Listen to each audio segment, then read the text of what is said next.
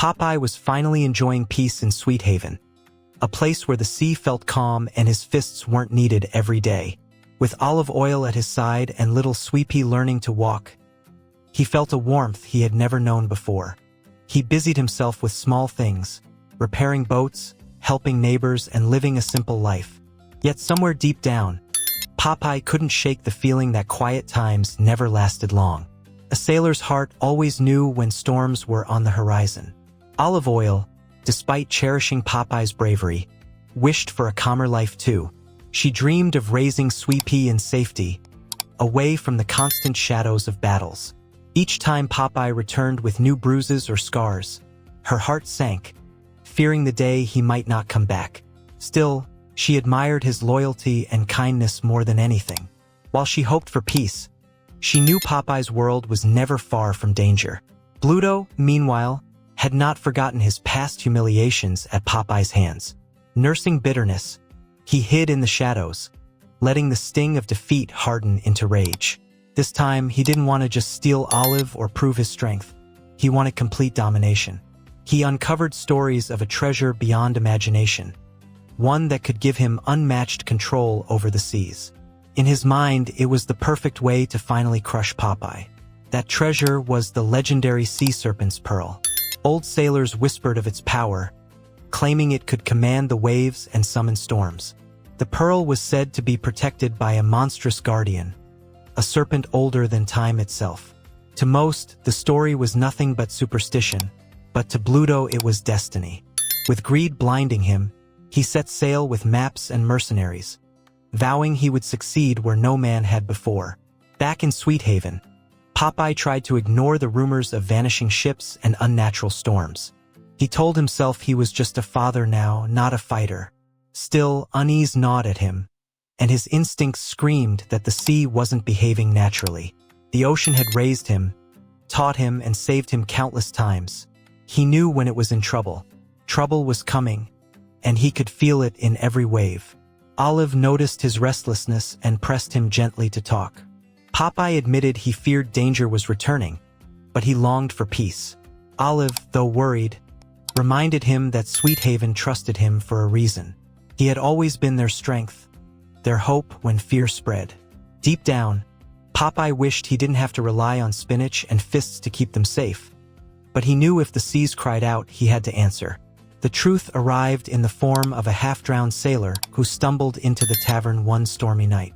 Between coughs and shivers, he spoke of Bluto's quest for the pearl and the destruction that followed. He described the serpent as a monster larger than ships, thrashing the sea with impossible fury. The room fell silent with fear, and slowly, every eye turned toward Popeye. He sighed, realizing fate had chosen him again. Popeye prepared for the voyage reluctantly, gathering courage though his heart longed to stay with Olive and Swee'Pea.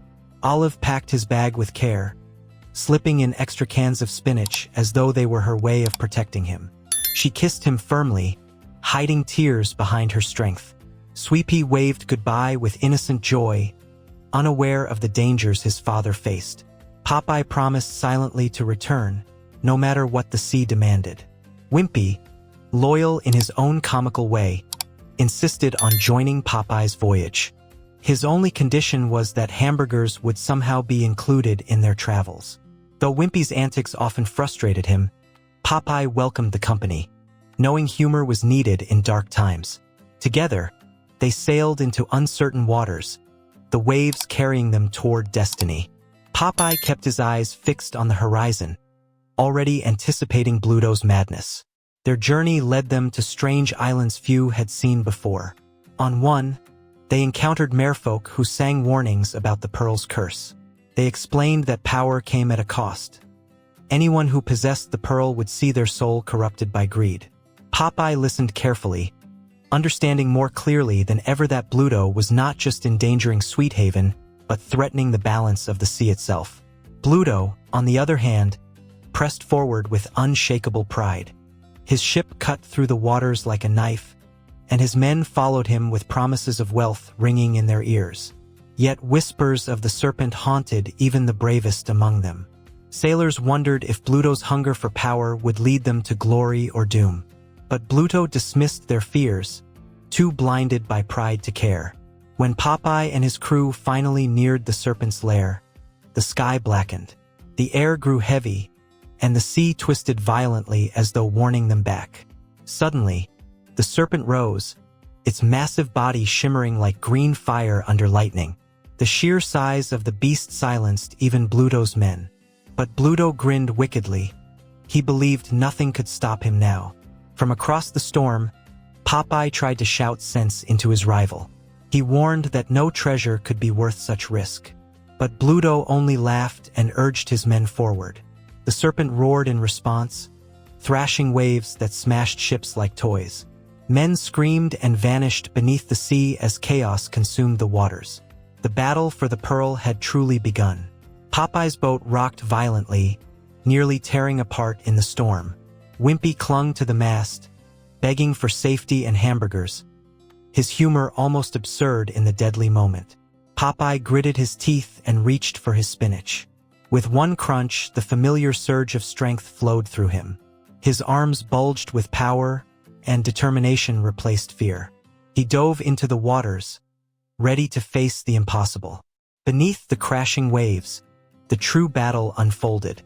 Popeye's fists struck with thunderous force, clashing against both Bluto's fury and the serpent's endless strength. Bluto fought like a man possessed, his greed giving him reckless courage.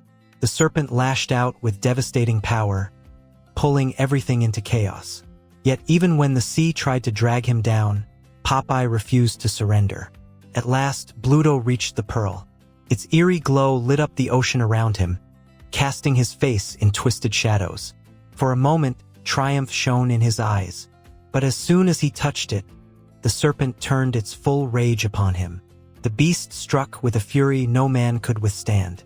Bluto's obsession had sealed his own doom. Summoning his last surge of strength, Popeye struck one decisive blow. His fists shattered the pearl, breaking its cursed light forever. The ocean stilled as though taking a breath, and the storm began to fade. The serpent, freed from its endless duty, lowered its head in peace before vanishing back into the depths. The sea was calm again, and Bluto was left powerless, broken, and defeated. The survivors limped back to Sweet Haven, their ships battered but their spirits alive. Popeye carried Bluto back, refusing to let even his enemy drown. The townsfolk hailed Popeye's bravery once again, not just for his strength but for his mercy. Olive rushed into his arms, her eyes brimming with tears of pride. For the first time, Popeye truly felt like more than just a fighter, he felt like a protector. Back home, Popeye lifted Swee'Pea into his arms and kissed Olive's forehead. The town cheered, celebrating the man who had once again saved them all. Though battle-weary, Popeye smiled as he looked into his family's eyes. He realized strength wasn't just in fists or spinach. It was in love, loyalty, and never giving up. In that moment, he knew peace could always be found in their hearts. As the sun set over Sweet Haven, Popeye stared out at the horizon. He knew storms would come again, and villains would always rise. But he no longer feared what lay ahead. With Olive, Swee'Pea, and his friends by his side, he had all the courage he needed.